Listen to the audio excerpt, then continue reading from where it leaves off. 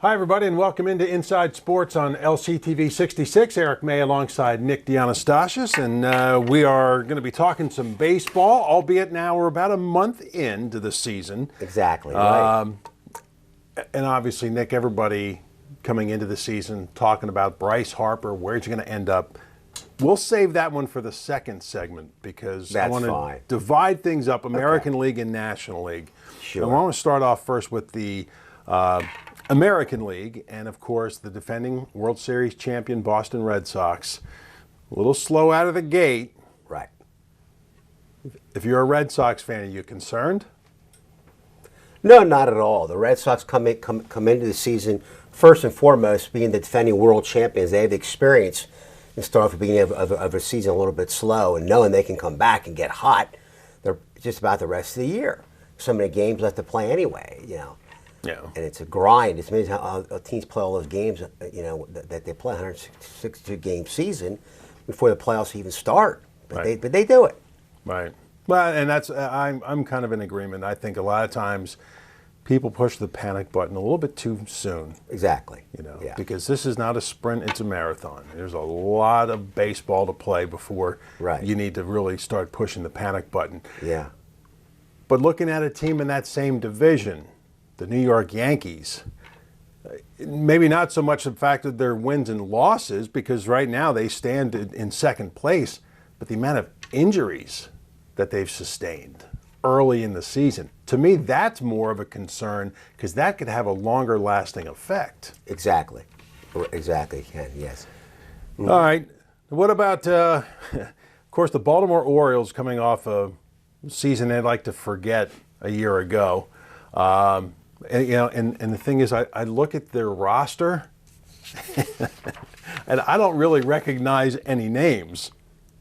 I mean, and unfortunately, the one name that stands out was Chris Davis, and of course, Chris Davis was in the news because of the fact he had gone 54 at bats, I guess, without a hit, carrying over to last season. Oh my gosh! But you look at the rest of this Orioles roster, and no real names jump out at me. So this could be a classic example, I think, of a team that's trying to build for the future. Right, exactly. But take a while, but Orioles may only be maybe 3 years away from having a pretty good team. Big rebuilding stage. I mean, they're not playing bad baseball. I mean, it's probably to be about what's expected for a team that's this young. But I guess the question is, do you see the Orioles, is this a team that's going to lose 100 games again this year? Or do you think that they can actually cut that down and be maybe a 90-loss team? I think they could cut it down a little bit. They could, absolutely. So you don't see them losing 100? No, I don't see that happening. I see them cutting down and getting a little bit better, improving the bill for 2020. Okay. Well, I mentioned about Bryce Harper and all the talk and the big contract and where he was going to go. But there was another guy that got a pretty nice contract in Mike Trout, and I think a lot of Phillies fans were thinking, okay, he's got one more year, and then we'll sign him and he'll come to Philly. Well, it looks as though at this point he's going to stay in L.A. with the Angels in a pretty sizable contract to stay out in L.A. What's your thoughts on Mike Trout? Yeah. Mike Trout, he's one of the number one great players in baseball.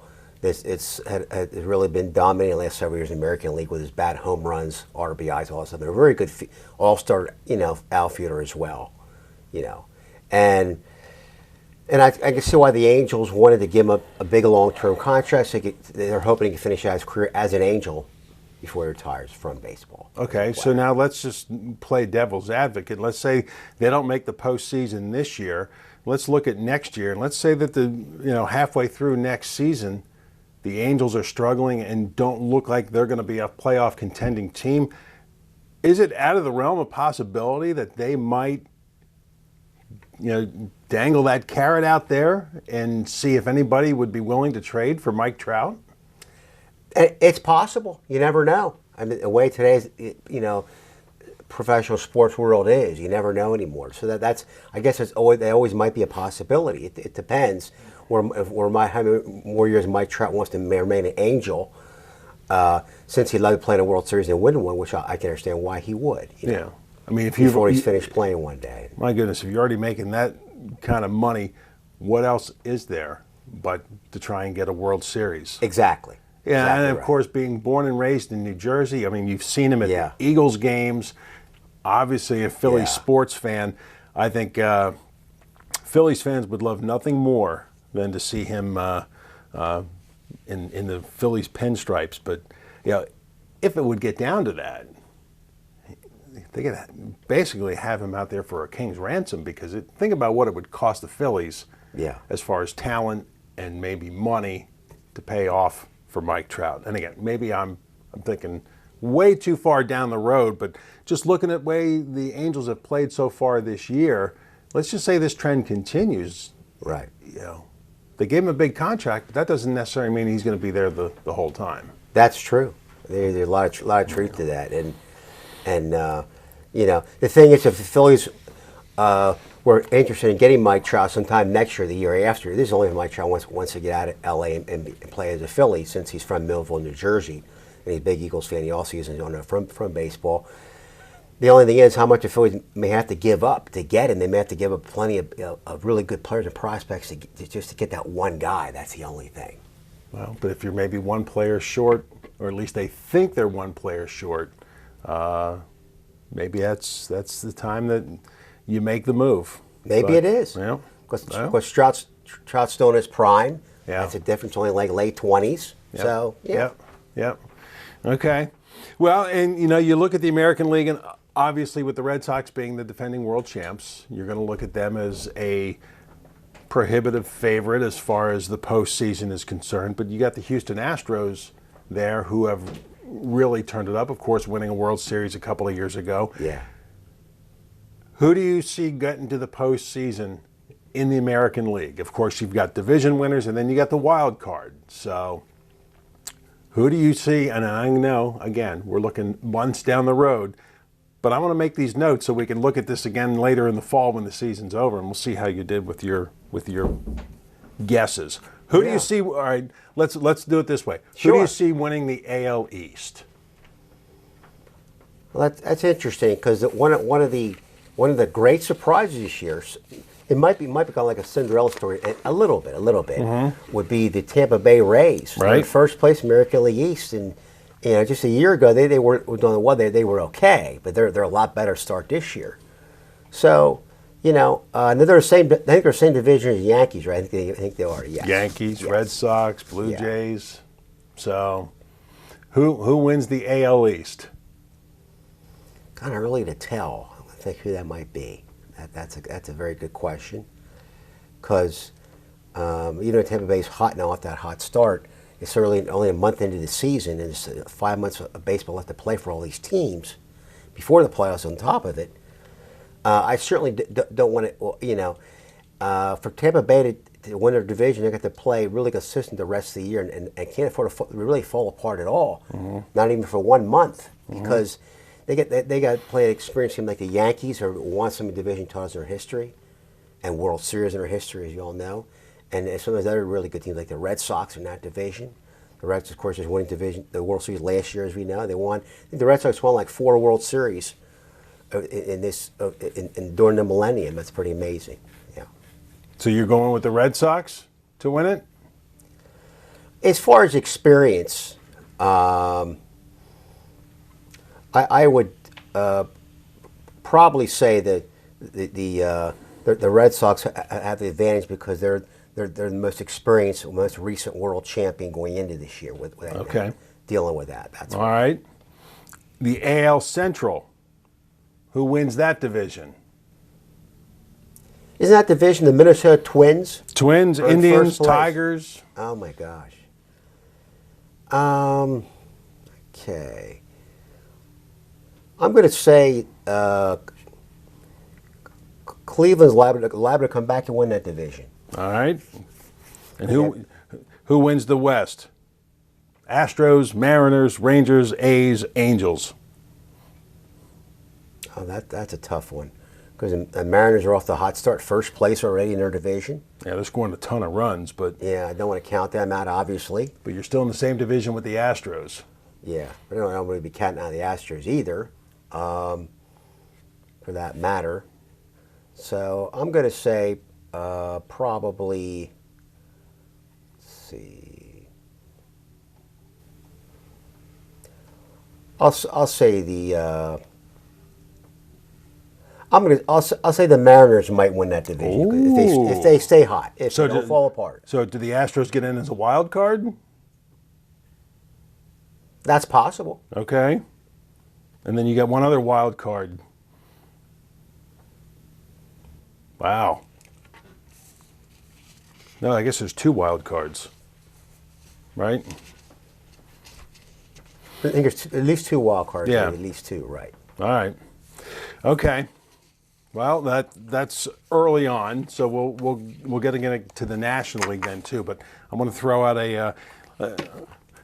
I'll throw you a softball one here. Sure. This is easy. What year did the Phillies open up Veterans Stadium? Oh my gosh, that was 1971. 1971 indeed. Yes. All right. I'll go one more in here. Sure. Let's see if I can throw in another. Sure. And I thought of these. I thought, these seem kind of easy, but you know what? It makes you think. And I'll give you the harder ones later. All right. That's fine. 1972, the Phillies acquired Steve Carlton from the St. Louis Cardinals. Right. For who? Who did the Phillies trade to the Cardinals? Oh, I think I remember now. It was actually a pretty good pitcher. It just wasn't good, quite as good Steve Carlton was. Well, nobody really was then. Right. Rick Wise. Rick Wise is the correct answer. Of course, Rick Wise spending time here in Lancaster. Yeah. As the Barnstormers pitching coach a few years ago. So, Exactly, Okay. yeah. Well, you're 2 for 2. All right. Very good. Glad I'm off to a good start. We will get to the National League and look at that division and talk about Bryce Harper as well. And we'll get to that. Inside Sports continues on LCTV 66 right after this. LCTV 66 is your connection for high school and college sports. Catch the action of your favorite teams in Lancaster County. Coverage of basketball, ice hockey, field hockey, soccer, football, and more. To join the LCTV sports production team or to sponsor or underwrite a sporting event, contact us at info@lctv66.org or call 717-394-LCTV. This is your community, your teams on your local sports channel, Lancaster Community TV. And welcome back to Inside Sports on LCTV 66. Eric May and Nick Dianastasis. We've talked American League, and now let's talk some National League. And of course, everybody's thoughts go to the Philadelphia Phillies and the signing of Bryce Harper, albeit very late, I thought, waiting until spring training was already underway. But Nick, you're a Phillies fan. What's your thought on the Bryce Harper signing? It was a great pickup for him. It's nice, they. I can see why. He got a big contract. Because I understand he's a great young ball player and all this and all that, which is understandable. But I just wish they could have, for what they paid him, I wish they could have gotten though also an additional. If Phillies got at least one a good starting pitcher, and maybe one other good position player in the Like infield. Mike Trout? Yeah, I mean, I meant to go along Bryce Harper okay. for $330 million. That's what I'm saying, for a 13-year contract. All right, so the fact that it's a 13-year deal, does that concern you? That's a long contract, and Phillies fans are right away thinking, okay, now granted, he's not the same player, but even then, not even 10 years ago, the Phillies gave Ryan Howard a very big contract. I remember that, right, exactly. And that didn't exactly pan out. Now, granted, Howard went through some injuries as well, but right. As a Phillies fan, you can't help them for thinking, oh, wait a minute here. That's a lot of time for a player to develop bad habits, injuries. Is that really worth it? Is it? And again, Harper's a different player, but is that too much money and too long of a contract? Well, that's a very good question because it would have made a little more sense if they would give him a 7 or maybe a 7 or 8 year contract. Would have been great, and give him a huge contract for money. That'd be well deserving. Okay, so if you give him a 7 or 8, Is it the same amount of money or is it less money? And see, this is all the business side of baseball that makes things very interesting. But yeah, the other thing then is, all right, he's got this big contract, long-term contract. What's going to be considered a success for as long as Bryce Harper's in a Phillies uniform? How many pennants? How many World Series? I guess what do you think the feeling is? I guess that there'll be a lot of expectations in that regard because of that. Well, I guess which is understandable, of course. Give him a 13-year contract for $330 million, and there'll be a lot of expect from him. But the whole Phillies team has to do well around him too. The pitching's got to get a lot better, be more consistent, starting relief pitching, and the other hitters got to do their job in the lineup too to help Bryce Harper.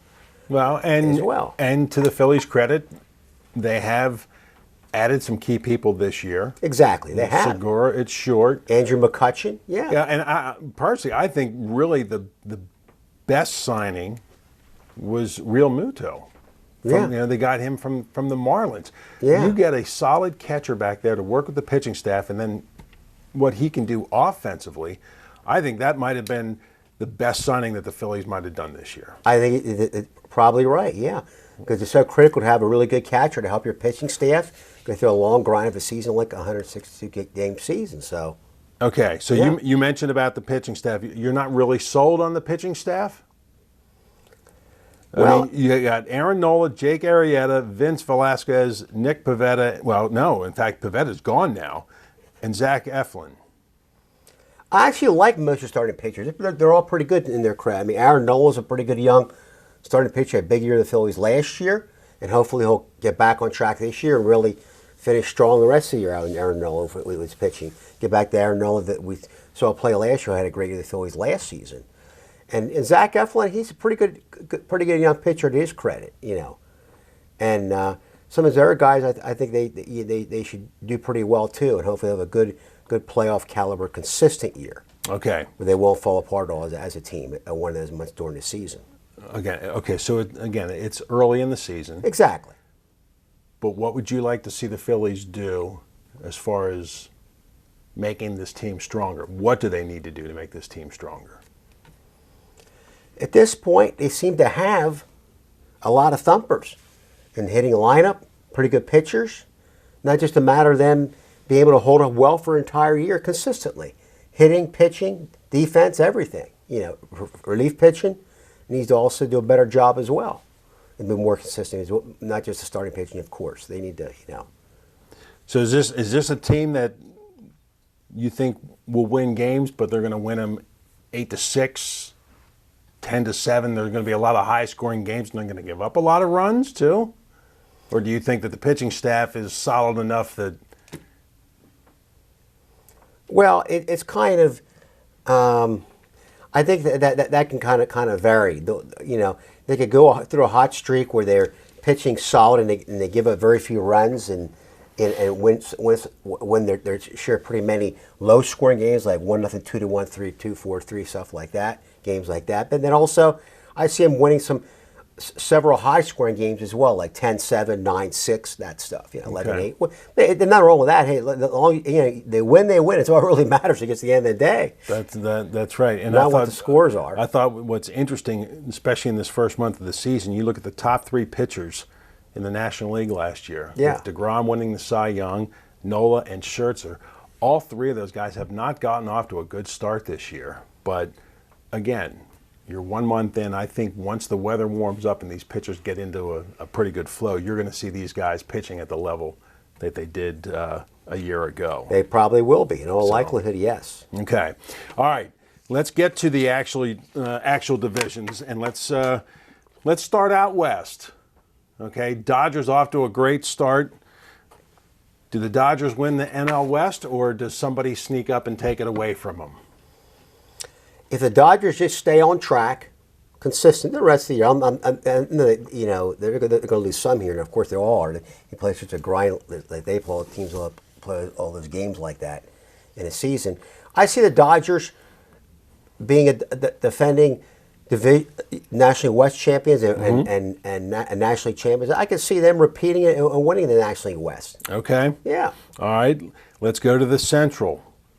Brewers had a great year a year ago. Cardinals are always in the mix. The Cubs are still there. Who wins the NL Central? I'm going to say, okay. Please just repeat that one more time. Cardinals, Cubs, that's right. Brewers, and then Cardinals, you get the Cubs, Pirates and Reds. Oh, but that's right. I think Cardinals, the Cubs, first Brewers. three are the ones that are probably going to be Yeah. fighting it out. And that should be a good race. Yeah. Who do you see winning it? I see the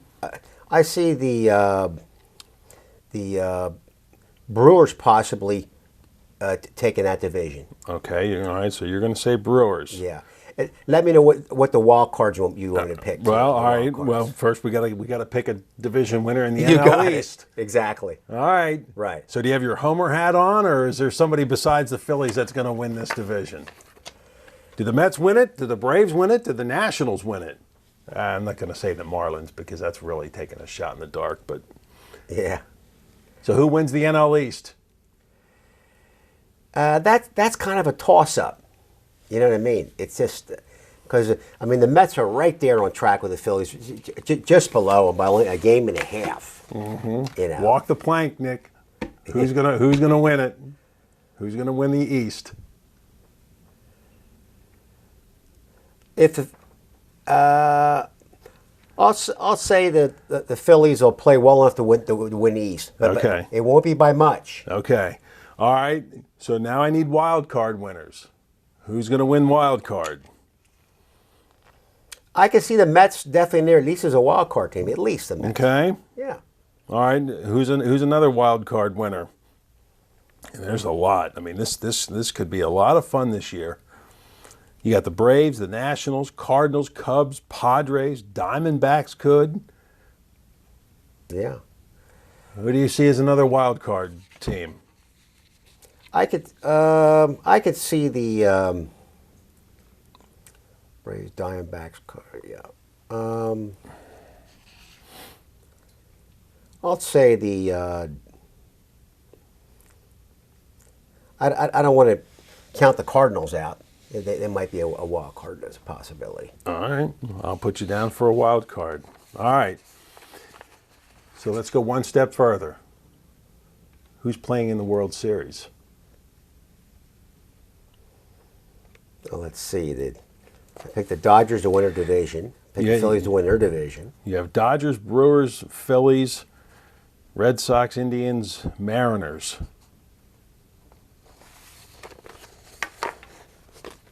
Well, I don't know if the Phillies are a World Series team this year. I'm not quite sure about that one. Okay. So I'm going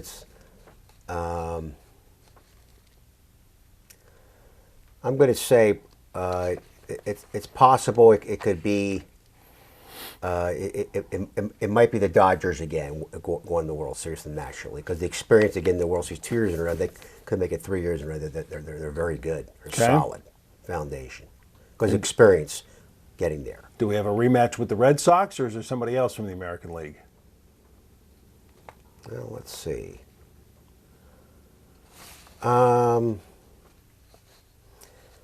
Is there American League teams you mentioned with it? You said Red Sox, Indians, Mariners, Astros. I would probably say the Red Sox could be the big favorite. They could have a rematch in the World Series again. There's a possibility. Okay. All right. And we'll see if that comes to fruition. All right. Here we go. What team did the Phillies beat in the 1980 National League Championship Series to get to the World Series? Oh, that was the Houston Astros, right? That was indeed the Houston Astros. And that had been in 5 games. That was in 5 games. Right, yeah. All right, now it's going to get a little tougher here. What Philly led the team in home runs in 2002? He hit 37 home runs. In 2002. Yeah. Okay. Let's see. Certainly wasn't Mike Schmidt. Mike Schmidt retired in 1989. No, it wasn't him. Yep. think it was. Oh, I don't think it was Jim Thome. Jim Thome, I don't think was with the Phillies yet. So that takes A fan favorite among the females. What's that? He was a fan favorite among the female Philly fans. Oh, would that be Pat Burrell? That was Pat Burrell. Oh my God. Yes, indeed. All right. What pitcher represented the Phillies in the 1973 All-Star game? There was one pitcher. I found this hard to believe, but I see only one Philly in the 1973 All-Star Yeah. team. Okay, I'm gonna guess. I'm gonna say it was Wayne Twitchell. it was Wayne Twitchell. First one I'm thinking of is Steve Carlton, but Yeah. Steve Yeah. Carlton's a very good guess because he won a Cy Young in 1972 of the Yep. Phillies. Had that incredible year, 27-10. yeah, Yeah. Twitchell went 13-9 that year. All right, here's the last one. There were two Phillies that played for both pennant-winning teams in 1983 and 1993. One was Darren Dalton. Who was the other one? That's right. Darren Dalton, 1983 and 1993. Right. And Well, it was- 1993 they had John Kruk. Was he the one? Nope. This guy is still involved with the Phillies today. But it wasn't John Kruk. It wasn't John Kruk. Okay. I think who that might be instead. I'm thinking it might be. It might be one of their announcers. Well, give me an answer. The last name's Anderson. I remember his first Larry name. Anderson. Larry Anderson. You That's are right. right. Very man, Nick. 6 for 6 today. Very good. I'm happy about Very that, good. yeah. All right. So you're saying Dodgers and Red Sox in a World Series rematch. Only because of recent World Series experience and know how to get there that far as it is to a long grind season in the past couple of years. Okay, now do we take one more step? Who is the World Series champion then? You pick the two teams, now you got to pick the winner. I don't need how many games, just give me a winner. Oh, okay. I'm going to say, I'll say this year, it's going to, it could be the Dodgers, third time's a charm. All right, so the Dodgers are the World Series champs in 2019. All right. We have it all. We have it on tape, and we got it here on paper. Exactly. So we'll see how you did. All right, very good. Well, that's going to wrap up our baseball session here on Inside Sports, LCTV 66. For Nick Dianastasis, I'm Eric May. Thanks for joining us.